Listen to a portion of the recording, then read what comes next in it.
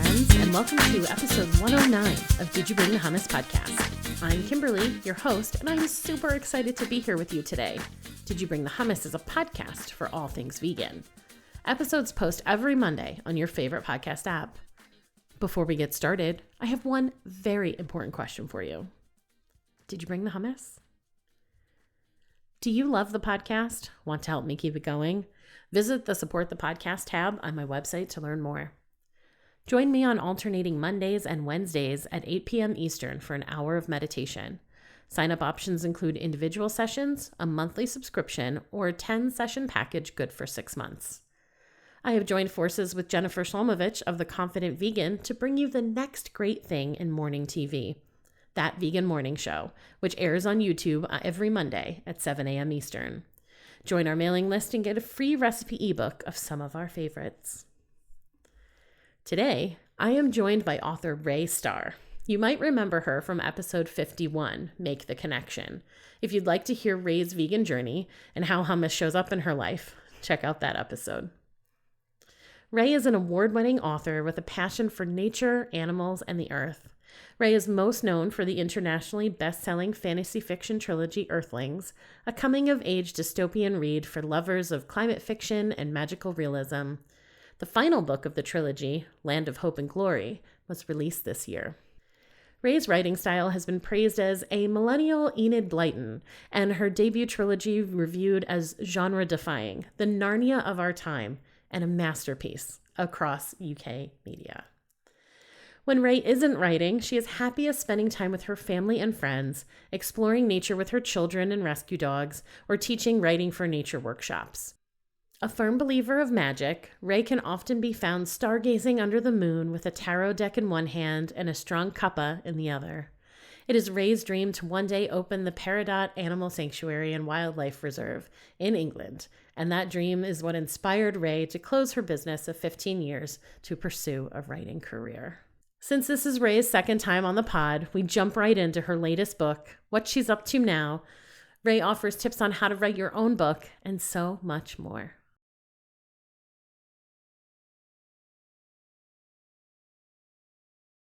Hi, Rae. Welcome back. I'm so excited to chat with you again.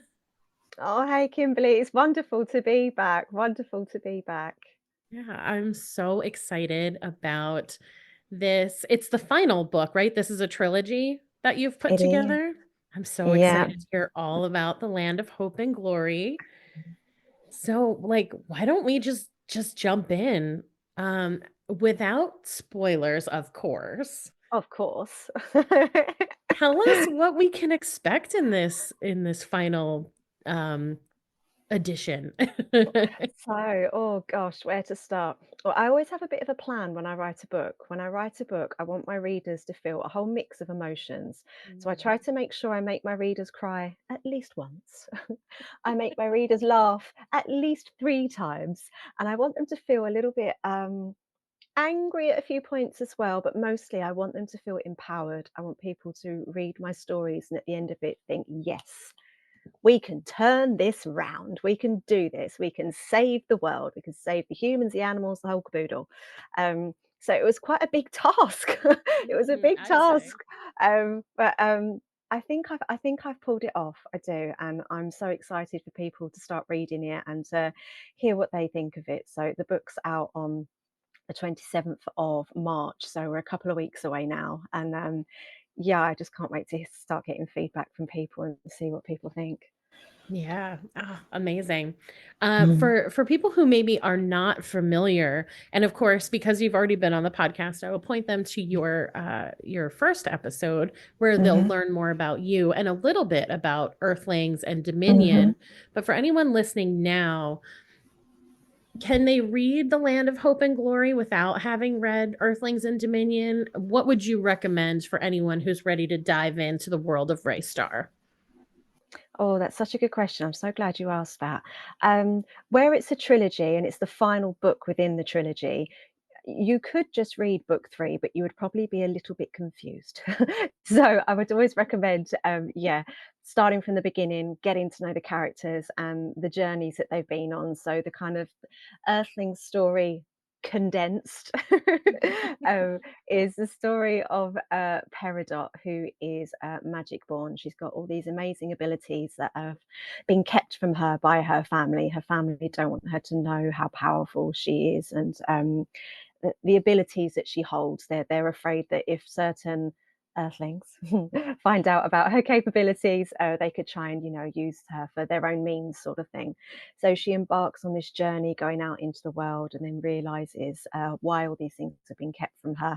Because the Earthlings' world is a very dangerous place to be. It is our world in reverse, essentially, and rather than humans being in charge, certain animals are, and she has to decide whether to use her powers to step in and help the Earthlings that are in captivity, or things that have got other, things going on that happen in the real world as well. So it's a real kind of reflection of the world that we live in currently, but through a different lens to gain different ideas and perspective. And hopefully, at the end of it, a lot of empathy for animals and the empowerment to try and make things better for them.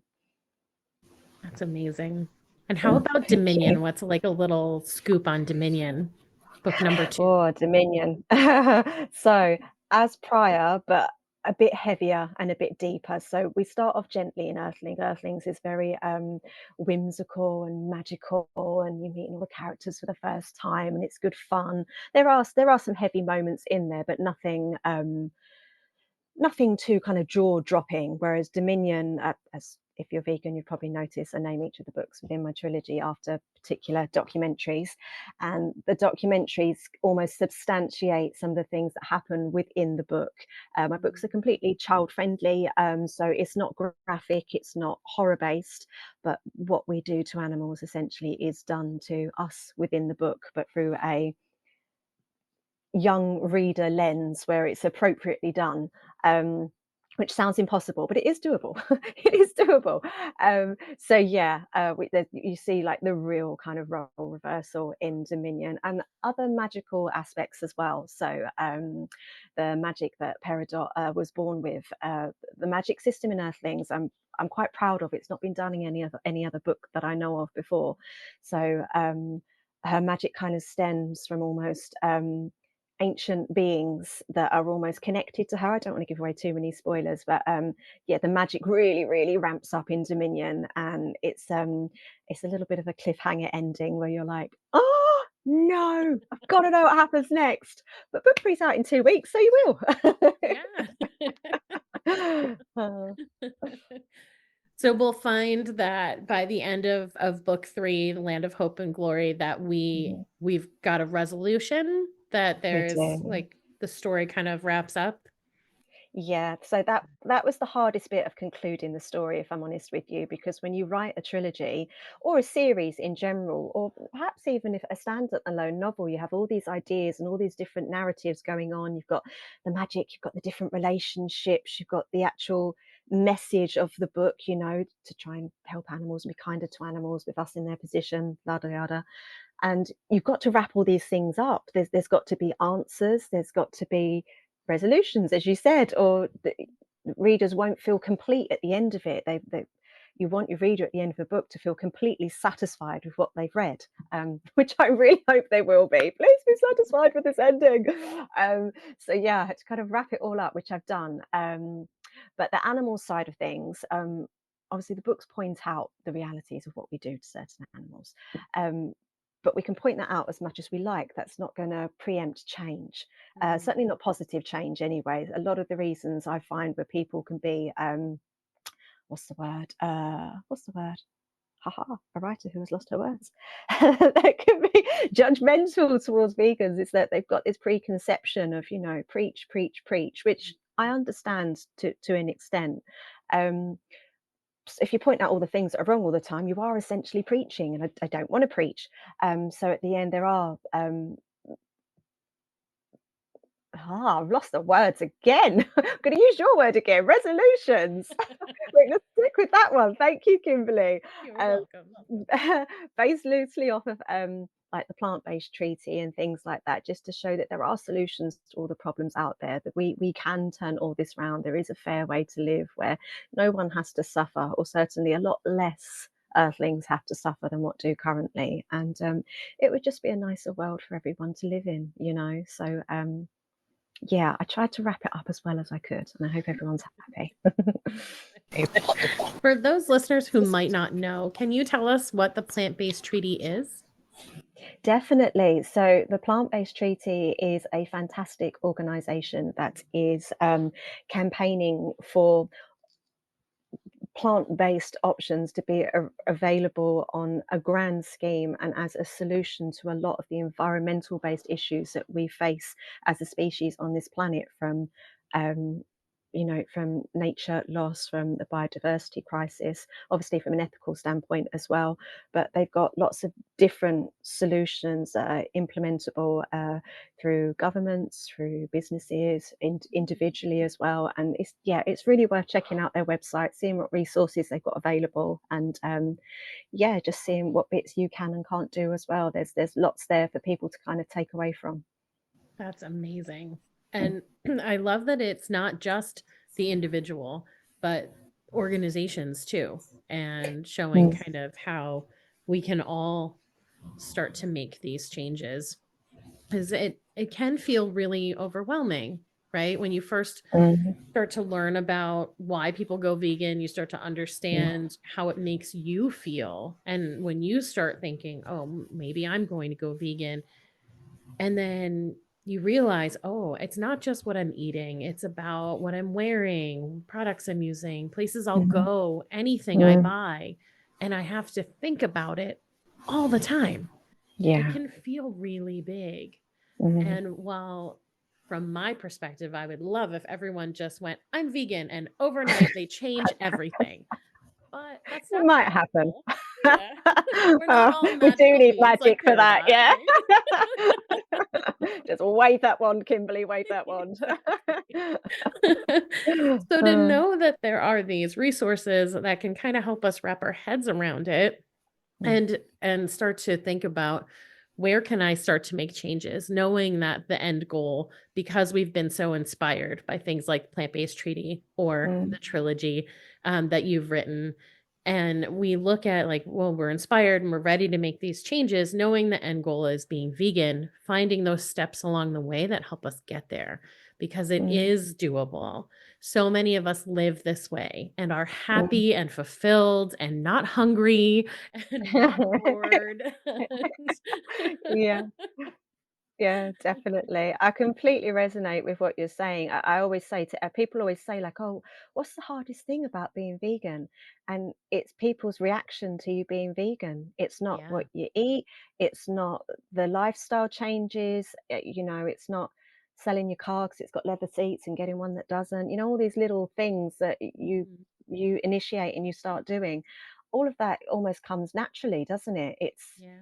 other people that aren't going through that particular awakening almost, and that either don't understand or think you're really strange for doing it, or that you can't make a difference. I think that's the biggest part, when someone is just adamant that one person can't make a difference.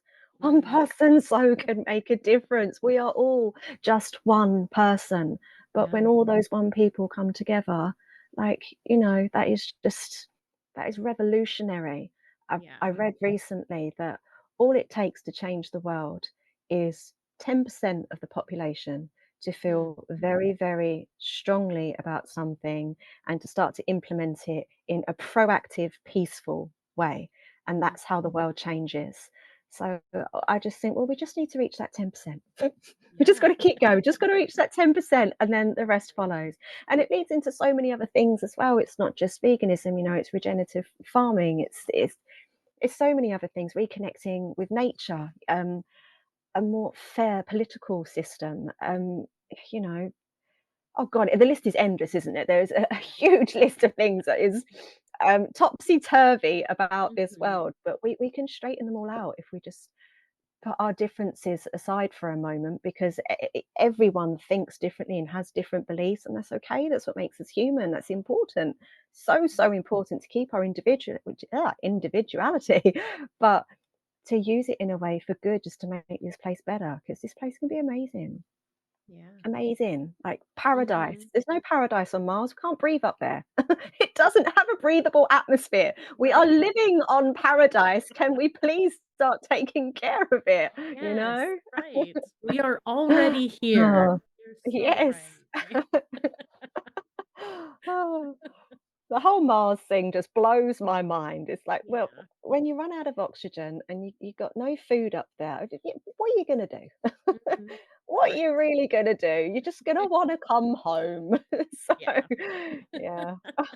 It's just people with too much Mm. money and they're bored because they have everything they want, Yeah, and it's like, perhaps. what can we do next? I Yeah, I never perhaps. have felt like the idea of exploring could we live somewhere else was about Mm, the fear that we're destroying this planet, which mm, we are, mm, but more around just like, I want to, like, I can do this because I can afford a mm, rocket or whatever, and mm. I can Almost fund ego and this. status, you think. So Yeah, much ego. Yeah. perhaps. Mm, And I mean, I think that's what gets in the way when you think about hearing a message of veganism or kindness towards anyone else. If you're fighting that, like, it mm, has to be your ego getting in the way because I love that when you see people are like, "Oh, I could never go vegan." mm, And they're like, the sentence is always like, "Well, just replace go vegan with being kind to animals." I could never be mm. kind to animals. I could Yeah. never stop abusing animals. I could never Mm, stop eating animals. And it's like, if they would just see it that way instead of mm, feeding their ego and like, well, I should be allowed to do X, Y, and Z because mm, I can, because I'm this, I'm that, I have this, I have that. mm. Then, we could be more open to making changes. But I don't Definitely, think, I think go ahead. it could change, yeah, it could totally change everything. But I mean, what you're saying there about ego as well, I think that is so, so important because before you can help anyone else, the most important thing you've got to do, and the hardest thing to do, I'm on this little journey myself, and it's taken me many, many years, but you've got to help yourself. And there's Yeah. this huge stigma around self-love and self-healing, and it's almost like a fad word to use on kind of Instagram and things at the moment. But when you understand what it actually is, doing the shadow work, going inside and realizing all your past traumas, all the things that make you react in unhealthy ways when you react. For example, I'm an exceptionally emotional person. I cry when I'm happy, I cry when I'm sad, I cry when I'm angry. I just cry a lot. I've got certain friends who know when I'm going to cry and they're like, right, stop crying. But it's just like the way I see it, it's a superpower. I don't mind it. But, Yeah. on a deeper level, you've got to heal your own traumas and things to be open to new things. I find the people that are so um, uncomfortable with change are the people that really, really, really have mental struggles of some way, and that need healing. And the only person that's ever going to heal you is yourself, which is the hardest part. Your friends and family can help you on the way if you're lucky enough to have them, but if you're not interested in doing that for yourself, then veganism aside, enjoying a good, happy life, it's never going to happen. It's so deep and on such a level. And yeah, you've got to look after yourself if you want to start looking after others as well. So I mean, all those lunatics with their ego that want to send their rockets up there, I'm just going to send them a lot of love, a lot of healing, and then maybe Right. they'll change. But then I'm just a hippie vegan, right? Mhm. you know. uh, uh, Yeah, I think too that it's so important. People sometimes think vegans and they're just like, oh, activist in your face, showing mm, you the graphic stuff, and like, mm, yeah, there are people that are doing that, and I mm, think that for some it's needed. There are some people yeah, who will never go vegan until they see those horrific mm. videos because they I won't was one of them. accept or Mm, can't accept, right? That that's yeah, actually happening. And yeah, then they that was see me. it. Yeah. And they're Mm, willing. Did you say that's you? that was me. That was Yeah. me. Oh, Yeah, wow. totally me. Yeah, yeah, that was me. I had it in my head where I'm from the UK, like, that doesn't happen over here. That Mm. doesn't happen over here. Like, yeah, that happens in other countries. No, we've got great animal welfare. Yeah, right. No, we don't. But that I watched Earthlings, Dominion, Land of Hope and Glory, saw, and then that was it. boom, was Mm. vegan. So that Yeah. system does, like you say, the graphic stuff does work. Hugely, it worked for me. But Mm. as you were saying, that's not the only versions out there. It's, Right. yeah. Yeah. So people who can't handle that but love a story and love to get wrapped up in characters and feel connection. It's so important that, you're writing these books and that we're seeing more vegan authors. I I love reading. I read tons of books every year and I'm always so disappointed when I'm enjoying something, Hmm. I'm enjoying a book, and then like it gets to a meal they're eating or Yeah. something happens to an animal in it. And it's just like it comes from that perspective of this is just what we do instead of like respecting the animals. Hmm. And I don't mean being like, thank you, like they're not like praying over the food. Thanks for your sacrifice for being my dinner. I mean more just like I don't know. I read these books and like the story's so good, and then I get kind of flattened by Yeah. the cruelty in it, whether Mm, the author intended that or not. You're reading a mm, horror book, they probably are intending to torture an animal to mhm, evoke that feeling of horror. mm. But so even though there's a small number of you guys out there doing vegan writings, I'm so thankful for them. And I think that it helps people like me feel to know that the writing about animals, even if they are hurt in a story, is coming from a Mm, different place. But mm. also it allows people who maybe thought they weren't ready to be open to this. They start to become open to it because it's presented to them in such a way that it's almost like they don't expect it. Yeah, I think it like yeah, softens them totally. to it, and then the Mm, message hits them, and then they're mm, like, "Oh, that's what." mm. Oh, okay.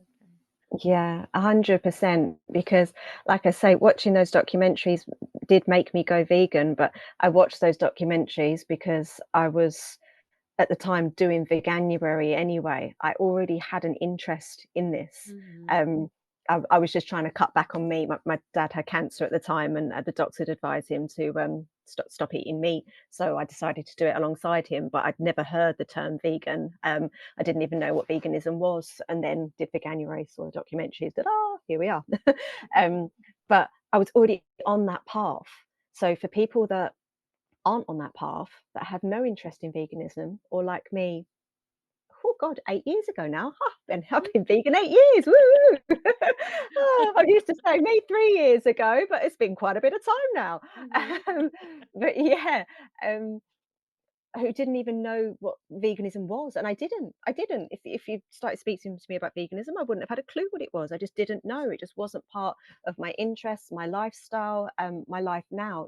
None of my friends are vegan, none of my family other than my children are vegan. It's just me and my two toddlers. So I wouldn't have stumbled across it.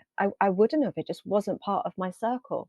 So I find the arts are so empowering and important because it's a way to reach people who have no interest in this kind of thing.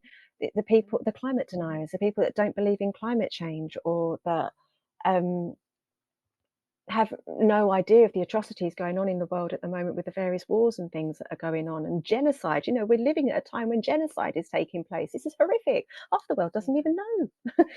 So Yeah. the arts is such an important way to get that out there, to get people not even interested, but just aware of these things. And it's doing it in a way where it's not pushed down your throat, because you choose to read a book. And if you don't enjoy a book, you just put it down, you know. Mhm. You choose to watch a movie, or to look at a piece of art, or to play a sport, or to listen to a song, to do a dance. All these things, I think this is the way that we reach a huge, huge, huge amount of people and start making the changes that we want to see made. I think it's all through the arts. I really do. I'm so passionate about that. We need more vegan authors. We need, oh God, more vegan singers. There's amazing vegan musicians out there. We just need it to be more. What's the word? Me and my words, this is ridiculous. It needs to be more accessible outside of the food we eat and the documentaries available, Right. and in this kind of peaceful form where people can choose if they want to tap into it or not. Yeah, Mm. I love that. I agree. The arts are so important in Mm, all of the ways that we can engage in that, because just like the way all of us vegans are doing things differently, we're using our mm, skills to get the vegan message out, to have people interact with us in a way that they can learn, and it will resonate with them. Art is the same way. Like mm, you can touch people. Like some people see a sculpture and it doesn't evoke anything for them, but another mm. person would see a sculpture and it could change their life. Yeah. And so like when we think about all the different ways that we can approach veganism and show people why it matters to us Mm, individually, to the animals, to the future of our planet and our mm, species. mm, um Yeah, I would love to see more people who are artists also talking about being vegan. And there are some mm. that are vocal about it and some who include it in their art, but I'd love to see more of that. Definitely, definitely. And especially on TV and in film, outside of a documentary perspective as well, Mhm. in fiction-based roles as well, because that's when people come home after work or a busy day, people like to put their feet up and normally either read a book, watch Netflix, or put a movie on. Mhm. That's what most people do most evenings, and that's the majority of the population in the Western world, at least, um, who are the main contributors. So Mhm. to reach them, you have to get into their interests somehow, and I think that's the way forward. I don't understand why more people that have got the resources, especially from a corporation type of view and a business point of view, aren't tapping into this. I just think it's an absolute no-brainer. And I Yeah. just don't understand why there isn't more vegan fiction in the world, because I think that's what's going to save the world. I'm so passionate about it, but I do. I do. I just think we just need one particular TV series or movie or book or something that enough people read or watch and are just Mhm. like mind blown. And Yeah. then that's it, the ripple effect. Ta-da, you've got Mhm. the 10%. Yeah. Yep. Done. Sealed, sorted, done. Oh. Exactly. Um, I have thought too about, because I love writing. I Mm, read a ton. I love writing, but I've never like done writing professionally or mhm, anything. mhm, But when I think, well, like I said, when I'm reading and these books disappoint me by including animal abuse in them, mhm. I've often thought like, what if I wrote a book? Yeah, And I wonder if there's room for that. If people want that, 100%. you know? Yes, Like do it, just a please. sweet little Just do story. it. Yes, do it. When you've got the spare time, an hour every other day, give yourself weekends off. By the end of a year, you'll have written your first book. It's all it Oh. takes. An hour every other day, weekends off. When I teach people, I do creative writing in schools, and the students always look at me like I'm crazy when I say this time next year you could have a book, and they just look at me like, well, how? And it's that simple. An hour Yeah. every other day with weekends off. If you can Huh. commit to that, and that's Yeah. what, 2, 3 hours a week. If you can commit to that, whatever it is, that brilliant idea that you've got bubbling in your mind, it will be down, it will be on your screen, and it will be ready to be formatted into a book. And contact me and I will help you.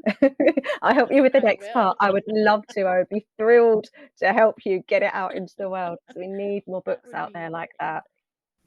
I would be happy to. Awesome. I will keep you posted. Right. I'm gonna be accountability checking in with That's you. right. No, I won't, I promise. But if you want me to, I can. Uh, I might take you up on uh, that. yeah, go Um, for it. Go for it. so now that you've got the third book of the trilogy coming, gonna come back to Mhm, you. Now that you've mhm, got the third mhm. book of the trilogy coming out, what's I don't want to like jump ahead. We want to enjoy this book Yeah, being out and people yeah. reading it and enjoying it, but Mm. like what's next? Oh, what a question. So this is what I've been asking myself from the moment that the book arrived with me and I held it in my hands for the first time. Mm. I just had this huge sense of completion. I was like, I wanted to write this trilogy to try and save animals, and I've done that. So what next? You Yeah. know? And it was Yeah. really exciting to me because I've got other books in my head that I want to write and I will write. But my youngest son, Lucian, he starts school, sorry, in September, and then both my little boys will both be at school. So I'm going to allow myself some proper mummy time until September because when they're both at school, I'm going to miss them so much. Like you cope with one being at school okay because you've still got one cute little thing there to play with. When the other one's gone as well, I don't know what I'm going to do with myself. But from a work perspective, um, I've always been reluctant and hesitant to be too present on social media because I'm not a big fan of screen time. If I scroll before bed, I get the worst headache. I wish I hadn't done it. And I Mm. chastise myself for it afterwards. I always say, you should have read. Why didn't you read, Ray? um, but I can't stop thinking about that 10%. I'd like to think that my books reached the 10%, but 10% of 8 billion is 800 million. My maths is not my strong point. That's why I'm a Yeah. writer. But yeah, it's a colossal amount of people. So I've got to be realistic here. So what is the easiest way to reach a lot of people? It's social media. So I'm going to be I want to work on a way. I've done my thing to try and help animals, and I'm going to keep doing it. But I've realised to help on a really kind of grand scale, us humans need helping as well. We do. We really do need helping as well. We've all got so much going on in our minds, and it Mhm. physically blocks us from being the person that when we were born, we were destined to be. When we were born, I believe we're a certain frequency of energy. We have this ability to go out and live this wonderful life and do all these wonderful things, Mm. but then crappy stuff starts happening, or we experience or witness bad things, and that version of us that was born goes down different pathways, does different things. I've myself totally experienced this as well. um, and I want to help people get through that. I want to help people get through their traumas and their blocks and just find that, oh God, without sounding like the hippie vegan, but find their inner child and whatever their passion is, their thing that they were meant to do. Every one of us was born for a reason. We are all here to do something. And so many of us have jobs we hate or relationships we hate or hate ourselves in some way. And I think the reason that the world is just filled with so much hate and animosity is because a lot of people just don't like themselves or don't know themselves, don't know who they are. So I'm creating a set of kind of journaling workbooks, Mm. focusing on shadow work. So, finding those demons, working out what they are, um, when they came, and more importantly, why, and how to overcome them, to breathe and just let go and become whoever it is that you are meant to be, and then hopefully help other people find their magic, as it were, as I've found mine. So they're going to be called Magic is Within workbooks, and I'm hoping that the first one will be available sometime during the summer. Depending how much time I'm in mum mode and how much time I'm in creative writing mode. But yeah, and I'm going to be selling them predominantly just through social media channels. I'm going to do the TikTok thing, do the Instagram reel thing, and yeah, yeah. I'm still trying to work that bit out because I don't want to be on a screen all the time. I don't let my kids have tablets and stuff like that. Just I want to be out in nature. I want to be with my kids. I want to be walking the dogs. I want to be doing the things that I love. I don't want to be sat on a screen all the time. But to reach all these people, I do need to embrace the screen a little bit. So, Yeah. what I'll be working on for me personally is balance. Balance for me. And yeah, hopefully helping people find themselves through some workbooks. That's the plan. So yes, I love it. exciting times. Thank Yeah, for you. sure. Thank you. Yeah, I love that so Mm. much. Shadow work is tough, and to Yes. have a Yes. guide like that, that's going to Mm. be really meaningful to a lot of people. Thank you. I hope so. I wish I'd had it. I Yeah, wish me I'd had too. it. This has taken me like 10 years, and if I could have done it in 2, well, wouldn't that have been lovely? So that's that's the kind of idea. Absolutely. I feel you on the limited screen time. Mm, I've been fighting social media for so long. mm. I don't enjoy it, and everybody says you've got to be on it in order to reach people.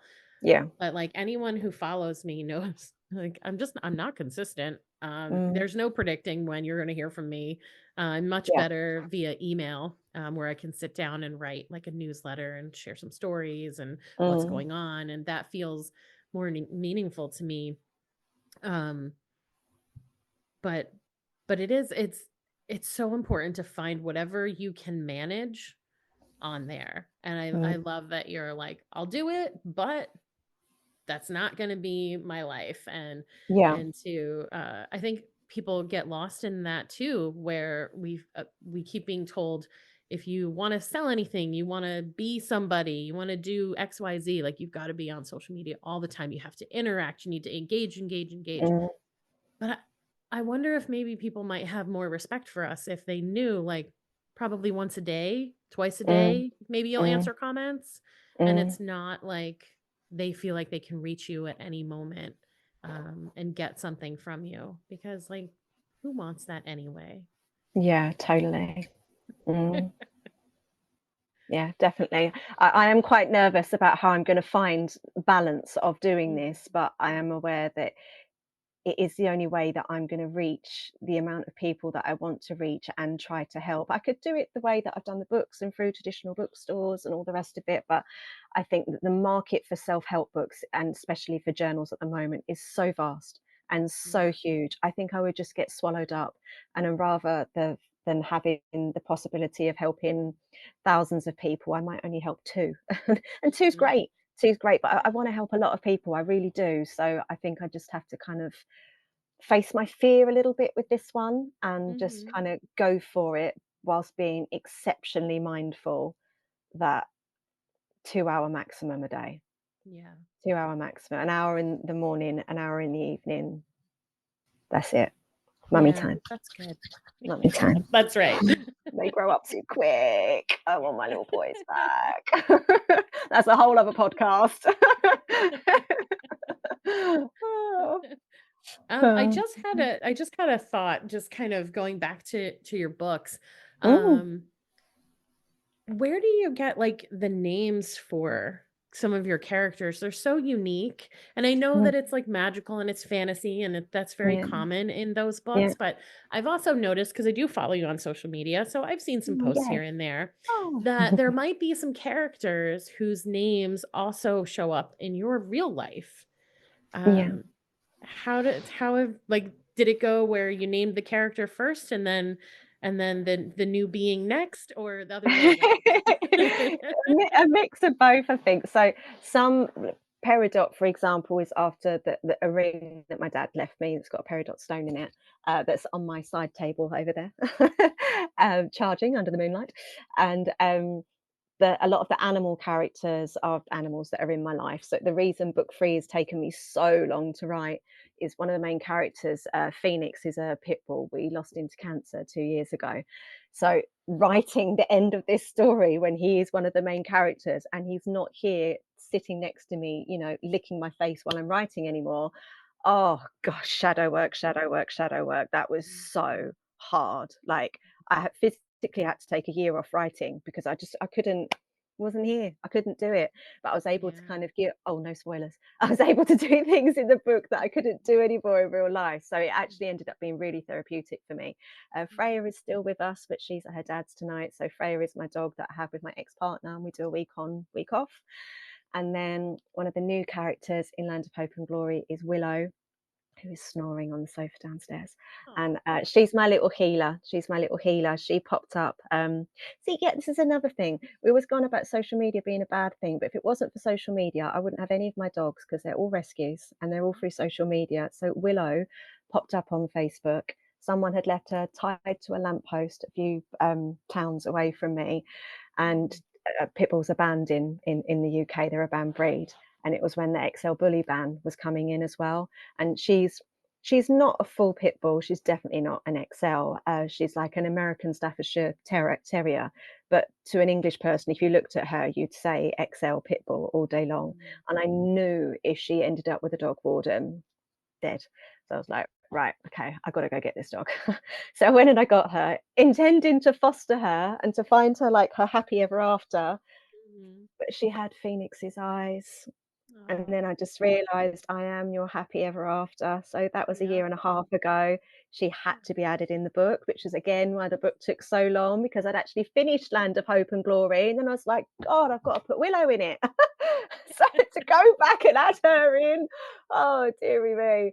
And then some of the baddies as well. So one of the villains of the story Mhm. is Alan, and Alan is named after a mortgage advisor that nearly lost my home when I was writing book one. Because I thought, what's a Mm. name that really irks me? And it was Alan.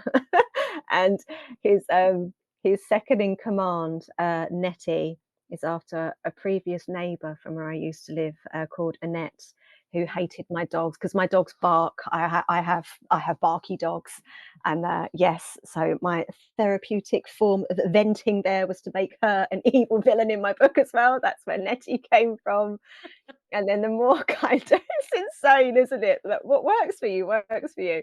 And then the So more fun. kind of it is writing is so much Yeah. fun. It's the best thing ever. I'd recommend it to anyone. And I've got a fixation with the stars. I'm obsessed with the stars. So a lot of them are kind of celestial names and things that just Mhm. resonate with me a bit as well. And damn you, Harry Potter, for taking so many of the good ones. Aw. She took so many of the good ones. But yeah, we managed to rustle up some good ones as well. Yeah, I Yeah, love that. I thank when you. when the thought came to me, I was like, "Ooh, this is like a little inside scoop." Listeners get a little Uh, insight into Ray and your writing process. That's really cool. So you also teach creative writing? I do, Is that yes. yeah? Yes. This is like a perk that's come from becoming an author, actually, which I love. I love, I love, I love, I love. And it's potentially how I've got the idea for the next stage with the journaling and things. Because if someone had said to me, however many years ago, you'd go into schools and hold assemblies in front of hundreds of students and teach classes and things, first time I did it, my tongue was so big, my hands were Mhm. shaking, I was so clammy. And when I get really nervous, I think I got this first time I did a podcast as well. My lip shakes, like goes Mm. like that a little bit. Not Yeah. anymore. But I mean, you're a great hostess, so this is different. This is just like we're at mine having a cuppa. This is fine. This one isn't a scary one. Um, but yeah, so it was so scary. But again, facing your fears and overcoming it. And now, yeah, I get asked to go into schools all the time and teach creative writing, which I love, and obviously I get to put a bit of a vegan twist on it, Mhm. which is nice. So my writing for nature workshops are secretly writing for animals workshops, and there's the section in there where I explain a little bit about my books, not too much. So really try and make it about them. I want the Mhm. students to find their story and their passions and put it down on paper, which is great. And it's wonderful seeing what different students of all ages kind of come up with.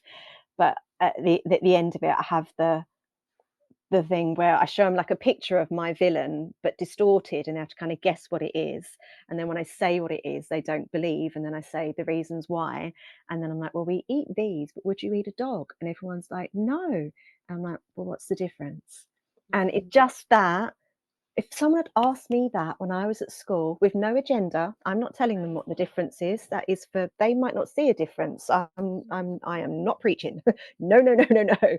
But just asking those questions from a young age. I think if someone had asked me that when I was younger, I might have found this way of life a lot sooner, and I wish I had. Mhm. So Yeah. yeah, it's a really great opportunity to be able to do that, which I love. I love. Yeah. Oh, that's awesome. And like giving kids a creative outlet is really important, you Mm, know. Um, mm, I feel like it gets squashed a lot by parents' expectations that being creative definitely. doesn't get you a good job, it doesn't help you, you know, get Mhm. whatever things they're hoping that you'll have in life. Yeah. There's still so much of that like old expectation of Mhm. you grow up, you go to school, you get out of school and you get a good job and you have a family Mm, and you do XYZ in a mm, row. And you're supposed to make more money than your parent, like you should be more successful than mm, your parents. And mm, how can you do that if you're, worried about your art instead of, I don't know, mm, mm, whatever job is expected of you. yeah. And Mm, so even if their goal ultimately is not to do something creative with their mhm, life, to mm, have that creativity, that creative outlet as a hobby or just mm, as something that you kind of turn to when life is difficult can make all the difference in how you navigate life as a whole. And I think it can get lost. And so to have this opportunity where you come in and you teach these kids, like, hey, here's some creative writing, let's tune into nature mm, and write about what's, around us or whatever it is, like to mm, start to get that guidance and have the outlet is so important. mm, Thank you for the work you do. definitely. Oh, that's so kind of you. Thank you. It's one of those things where sometimes you just think like, am I making a difference? And like on a grand scale at the moment, like, realistically, the answer would be no. But I know some people, I know I've touched in a certain way, not touch, you know what I mean? And Mhm. just on a small scale, I know on a small scale, I know that I have, but I want to take it to the next level. I really do just want to help people. And what you were just saying then about using your imagination, again, just resonates with me on such a level. So the assemblies that I teach when it's like in front of the whole school is based on how your imagination is your superpower, and how when I Mm. was at school, I used to love to daydream, and I was always told to stop daydreaming, get your Mhm. head out of the clouds, Yeah. focus, focus, that word, Ooh, focus. that And I word. did, and I did. And I had a PR agency for 12 years that I hated, and I was Mm. miserable. And it was a self-made 9 to 5, 9 to 10, but 10 at night, Yeah. 7 days a week. And I was so miserable, and I was making money, but I hated money. Every time I got Mm. money, it would go, and it was just, you know? And now I've Yeah. reconnected with my imagination, my superpower, and I daydream. Good things Mhm. happen. And what I find sometimes what you daydream about, getting into my manifestation and all the rest of it. But if you feel the feels when you're daydreaming about things, it does happen, not in the way you expect, never Mhm. in the way you expect. You No, have to of let course go of not. all expectations, but the end result is there if you just tap into that beautiful brain and just let it just think about whatever it wants to think about. Mhm. So just, yeah, imagination is our superpower. We need more people, more daydreamers. Yes. Love a daydreamer. I love that. Right. Before we go, I Uh-huh. wanted to go back to the book Yeah. because there are, you'd mentioned it's kind of based on plant-based treaty and there are these Mhm. um but like, so what resolutions, what real life stuff Mhm. do you want the readers who are going into the book or just to know that there are changes that we can make, right? Yeah, yeah, no, it's a good question. So, one of them is one that's widely available and everyone is aware of at the moment anyway, but I just put a bit of a twist on it. So, in my books, I don't use the word vegan. The word vegan is used once in Land of Hope and Glory, in almost a funny moment, just because I thought, well, do you know what? We got to put it in there. We got to put it in there. Um, so, the food system, it's earth based food. So, it's food that is grown from the earth, and it heals certain characters and things, because it is how we heal ourselves with what we put in our body, not just food, but what we see, what we hear, how we talk, what we drink, like the whole stuff. Mhm. Um, but one of the things is, obviously plant-based foods, but meat replacements. So in Land of Hope and Glory, one of the characters makes fake meat, but it's called feet. So fake meat, feet. So it's like Right. a funny thing. So she's like, "Come and get your feet," and like one of them's like, "Mom, you can't call it that. It's disgusting." It's like a funny thing that might get Yeah. people laughing. But it is essentially some of the animals come in, and it's like the great big test, like, well, yeah, we all like it, but we don't we eat this stuff anyway. It's made from peas, it's great, but I love a pea. And then the wolves come, you know and they Mhm. devour it. And I know from myself, my dogs eat vegan food sometimes, like, they do absolutely love it. I've got one dog that's vegan, and Willow, unfortunately, is not. She is she is a little beastie, but we love her very much, and we might get there in time. We will see. We'll keep trying. We'll keep right. trying with the giant and stuff. But yes, Freya is vegan. But yeah, so the moment where the wolves came, and so one of them was obviously the fake meat, the meat replacement was one of them.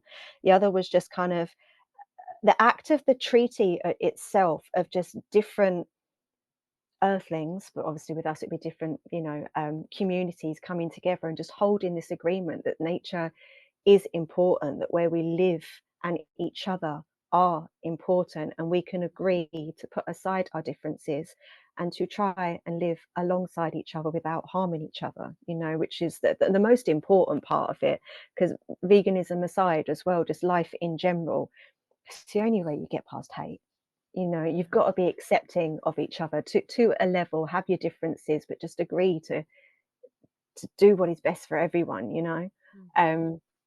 and then, I don't want to give away too many spoilers, that's the only thing. I don't want to pull any spoilers out of you. But there's just lots of bits in there where solutions are there and available. And I think if we all just take a moment just to look in, we all know what they are anyway. Just stop focusing on all the noise, on all the stuff the media wants you to see, on all the he said this and she said that and they did this and they did. No, none of that matters. Just come in. What matters to you? Why does it matter to you? What you're going to do about it? Go. Yeah. That's how we fix it. Yeah. I think that's a perfect way to end this episode. Thank you so much, Ray, for being here. I'm so glad that the book is coming out, and I can't wait to read it, and I can't wait for the rest of the world to read it too. Oh, thank you so much. Thank you for having me. I love our little chats. Me too.